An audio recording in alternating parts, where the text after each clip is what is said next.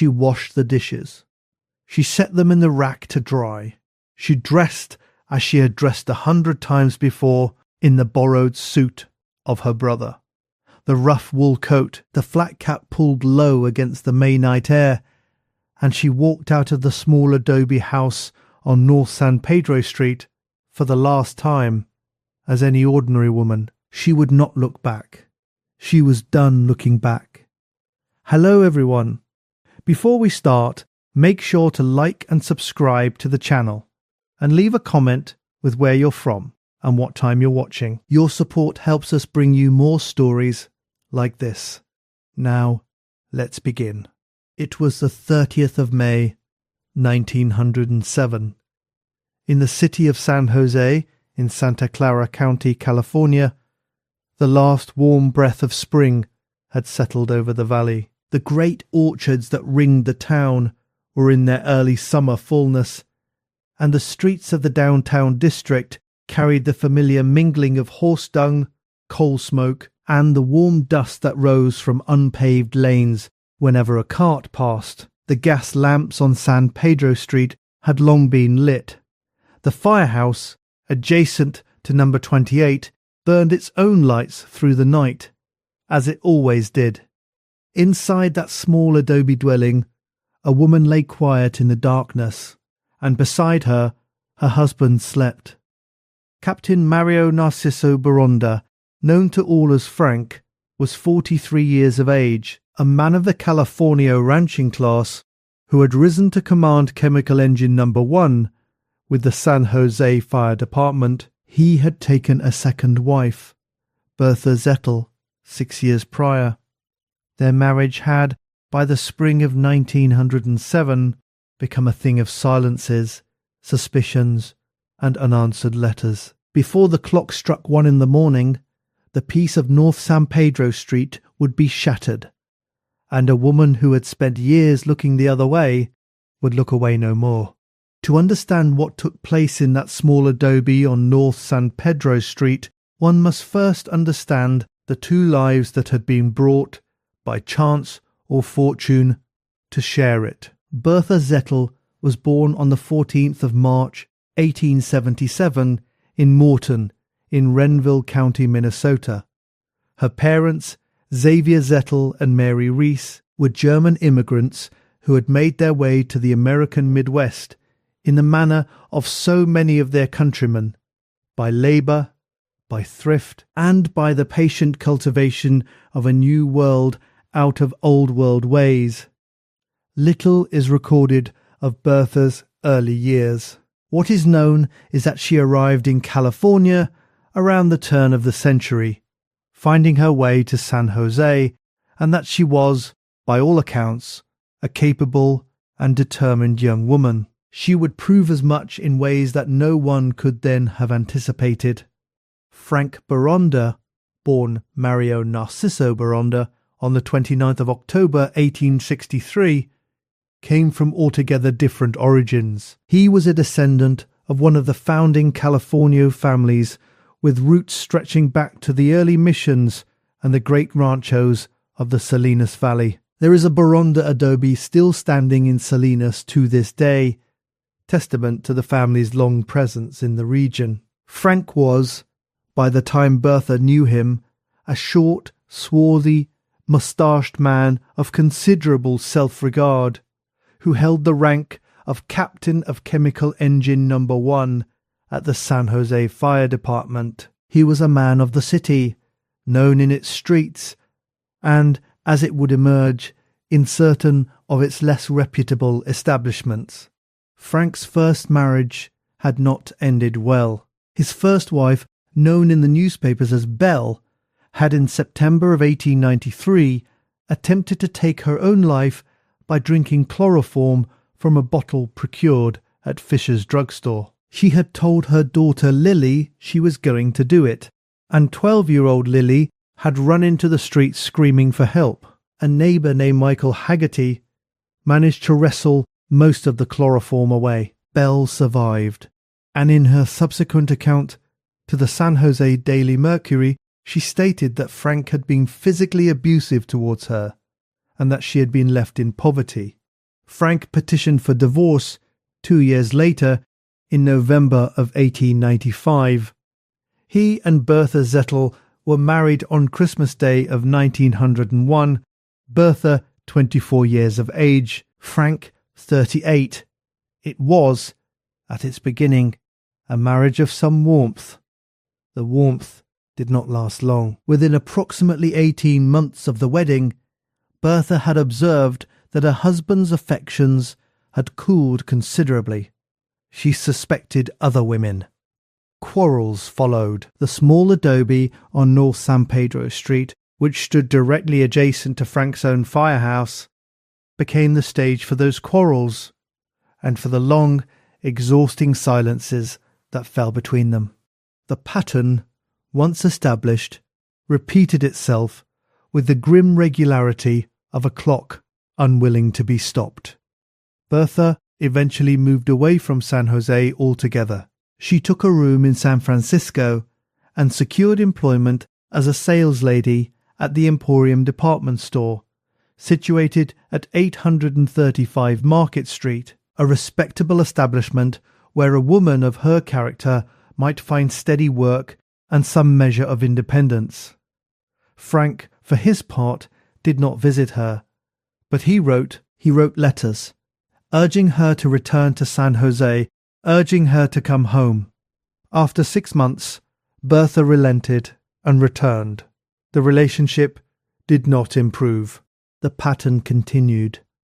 Frank would disappear for days at a time. He would fail to come home for his meals. Bertha would wait. The pattern held. In February of 1907, matters took a further turn. On the 10th of that month, Frank and a fellow fire captain by the name of D. Amador were arrested and taken to the county jail on suspicion of having committed election fraud, the buying of votes, according to rumour. Both men were questioned and released, though the investigation was understood to be ongoing at the time of the events that followed. The pattern of uncertainty around Frank, where he went, what he did, what accusations might yet ensnare him, deepened considerably. During a 2-week period in mid-May of that same year, Frank stopped coming home for meals entirely. He was required to spend his working nights at the firehouse, so his overnight absences were not in themselves suspicious. But Bertha could not determine how or where he was feeding himself. She grew sleepless.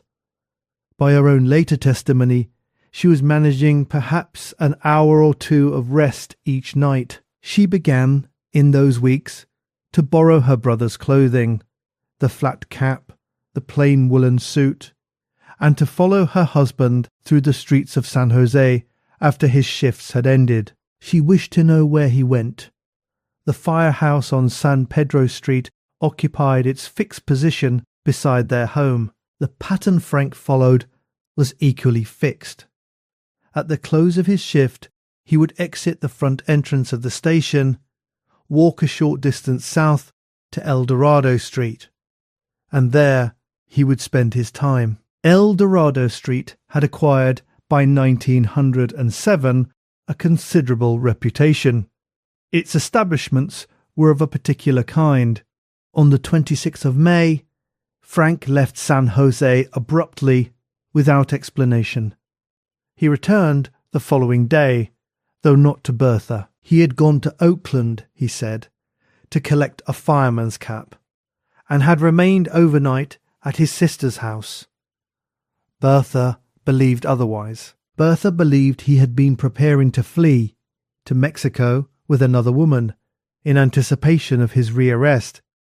The pattern, she had concluded, was reaching its end. On the 29th of May, Frank returned to the adobe at 28 North San Pedro Street and invited Bertha to accompany him to the theatre. They attended the Jose Theatre together that evening, the 29th of May, at its address on South 2nd Street. It had opened only 3 years prior, in 1904, and was among the newer and more pleasant entertainments available to the citizens of San Jose. The couple took their seats. They watched the performance. They were, to any observer, an ordinary married couple spending an ordinary evening. They returned home to the adobe on North San Pedro Street. There was conversation between them. Frank, according to his later testimony, recalled no quarrel of any significance, only a brief exchange when Bertha asked him about his recent trip to Oakland. He maintained that the evening had been pleasant and that nothing had indicated what was to come. Bertha's account differed. She testified that they had spoken at length, that Frank had warned her he expected to be rearrested for election fraud, and that his words had opened in her a vast and exhausted despair. She said she suspected multiple women. She said she had found letters. Shortly after midnight, on the morning of Friday the 30th of May, 1907, Bertha took Frank's straight razor from where it lay and used it upon him while he slept. What followed was witnessed by the men of the firehouse next door. Fireman Diamante was the first to see Frank Boronda stagger through the back entrance of Chemical Engine Station No. 1. The captain was covered in blood, howling in pain, barely able to stand. Diamante acted immediately, applying a ligature to prevent further hemorrhage. His colleagues summoned transport, and Frank was rushed to the Red Cross hospital on the night of the attack. His physicians would later state that, though the wound was severe and the risk of blood poisoning remained a present danger, he would undoubtedly survive. Back at the adobe, Bertha had already gone. She had made her way through the night streets of San Jose to the north end of the city, where she had procured a suit of men's clothing and had put it on. The police searched the city for several hours. They did not find her that night. It was not until more than 24 hours after the incident that she was located near the Broad Gauge Depot, mounting a bicycle, dressed in the borrowed suit, preparing to ride. She was taken to the San Jose City Jail. Upon her capture, Bertha Boronda admitted to what she had done. She expressed no regret. Her statement to the police, as reported in the Santa Cruz Sentinel of the 2nd of June, 1907, was characteristically direct. She had wanted to be revenged upon her husband, whom she believed had intended to desert her and leave for Mexico. She had lost her senses for a time, she said, and she had committed this deed. Frank Boronda lay in his cot at the Red Cross Hospital, attended by his physicians, who worked in the days that followed to manage the wound and prevent infection. The nature of the injury was such that the attending doctors were at considerable pains to describe it in terms sufficiently clinical for the court record. Dr. J.C. Spencer, who examined Frank Boronda, provided testimony regarding the severity and deliberate character of the wound, confirming to the court that the injury had required intentional force and had been inflicted with precision. The instrument used was identified as a straight razor, Frank's own. On the 1st of June, with Frank propped up in his cot, he swore a complaint before Justice Brown, formally charging his wife Bertha Boronda with the crime of mayhem. The charge was drawn from Section 204 of the California Criminal Code, which the San Jose Daily Mercury duly reprinted. Every person who unlawfully and maliciously deprives a human being of a member of his body, or renders it useless, or cuts or disables the tongue, or puts out an eye, or slits the tongue, nose, ear, or lip, is guilty of mayhem. The felony carried a maximum sentence of 14 years imprisonment. Bertha was held in the San Jose City Jail in lieu of a bond of $10,000, a sum equivalent, at the rates of that era, to an amount beyond any ordinary working woman's reach. she would remain in custody until her trial. If you're finding this case as compelling as we are, please take a moment to like this video and subscribe to our channel. It truly helps us continue researching and sharing these forgotten stories from history. We also read every comment, so let us know your thoughts on this case below. Now, let's continue. The case of the people of the state of California versus Bertha Boronda was prepared over the months that followed. It was noted in the press that considerable public sympathy had formed for the accused woman, and that impaneling 12 impartial men for the jury proved to be a lengthy undertaking. Attorney B.A. Harrington agreed to represent Bertha in her defense. The prosecution would be conducted by Deputies District Attorney H.A. Bridges and C.C. Coolidge. The trial was set to open in January of 1908, before Judge James R. Welch in the court at San Jose. The proceedings commenced on Monday the 13th of January 1908 at the Superior Court in San Jose, with Judge James R. Welch presiding. The courtroom was reported to have been well attended. The matter before it was, in every respect, a matter of the most unusual kind.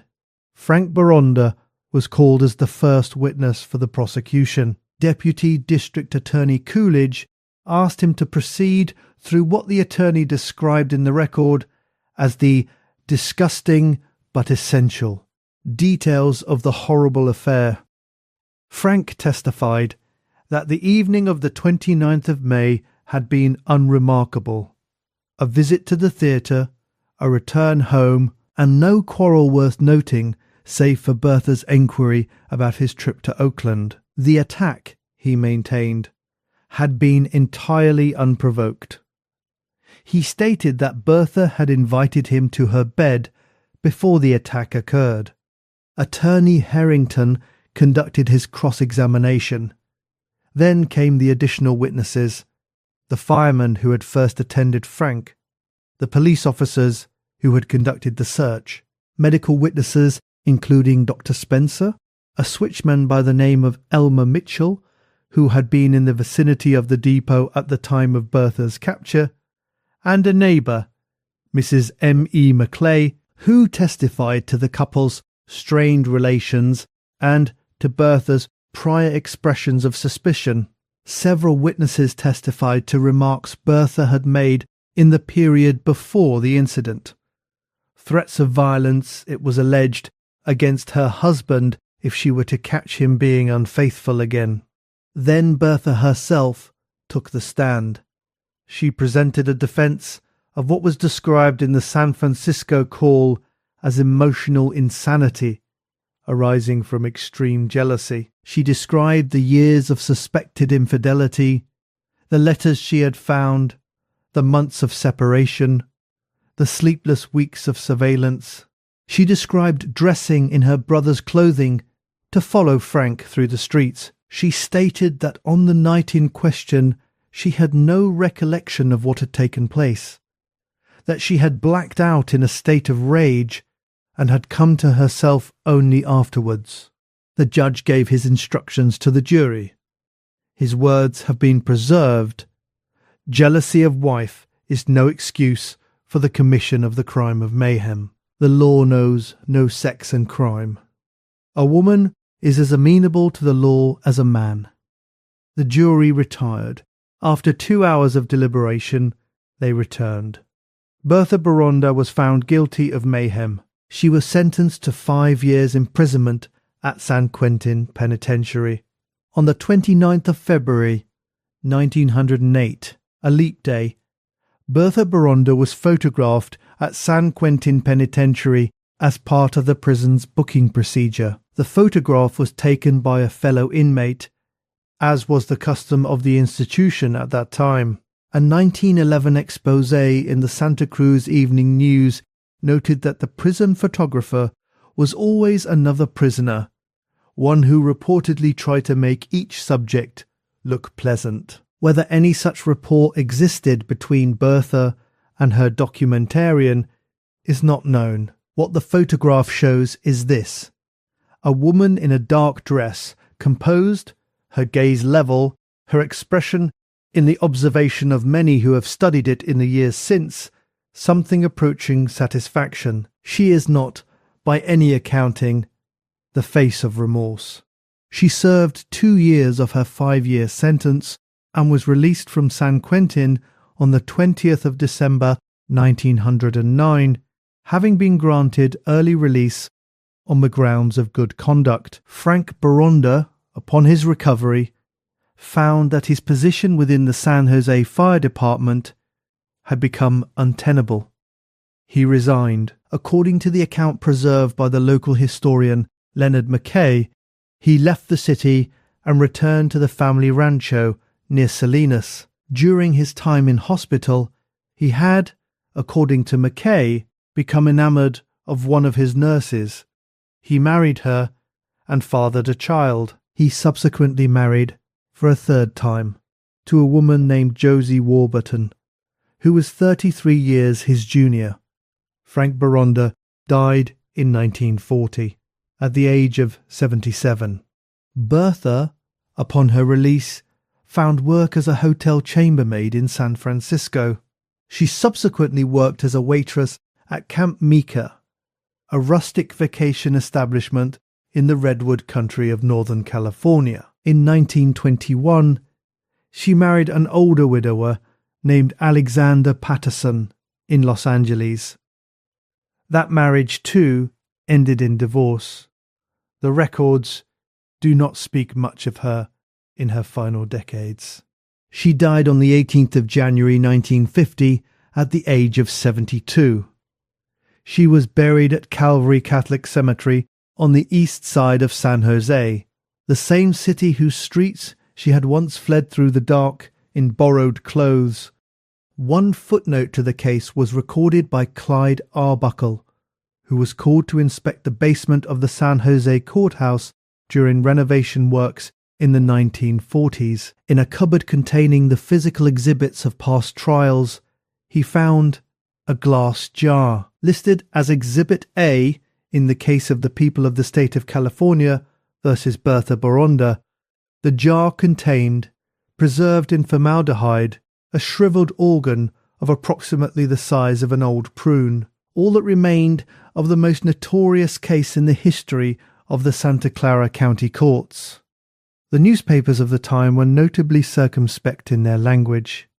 The Santa Cruz Sentinel, reporting in June of 1907, wrote only that she drew a razor and cut her husband, and then that Bertha had walked to her nephew's room and stated, with the calm of a woman who has completed a task, Frank cut himself. She never said otherwise.